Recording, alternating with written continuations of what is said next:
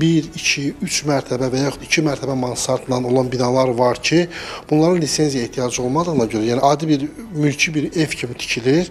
Buna görə də bu evlərdə divarların qalınlığı standartlara uyğun deyil. Bəzilərində yük daşımadığına görə betonun falanın zəifdir. Elektrika və santexnika məsələlərində də böyük qüsurlar olur və ya binanın özünün elə bir yerdədir ki, topoqrafik planlarda ora yağış və ya qurut sularının yığıldığı bir yer ola bilər. Hal-hazırda bazarda olan apartman tipli binalarla hündür mərtəbəli binaların arasında %60, %70% qiymət fərqləri var. Ekspertin sözlərinə görə mərtəbə sayı az olan bu binaların da özünə məxsus üstün cəhətləri var. Ancaq müştərilər həmin tip tikililərdən mənzil almaq istədikdə diqqətli olmalıdır. Əks təqdirdə ödədikləri məbləğin bir neçə qatı əlavə xərcə düşə bilərlər. Biz seysmik zonanın üzərindəyik və seysmik təhlükəsizlik baxımından əslində bu 4 mərtəbəli, 5 mərtəbəli, 3 mərtəbəli apartman tipli binalar tam əlverişli binalar sayılır və təhlükəsizlik binalar sayılır digər hündür mərtəbələrə nisbətdə. Bu format binalardan mənzil almaq istəyən şəxslər ümumiyyətlə binanın infrastrukturuna fikir verməlidirlər. Həyətyanı sahəsində avtomobil dayanacağının olub-olmamasına, təxliyə üçün çıxışların olub-olmamasına, binanın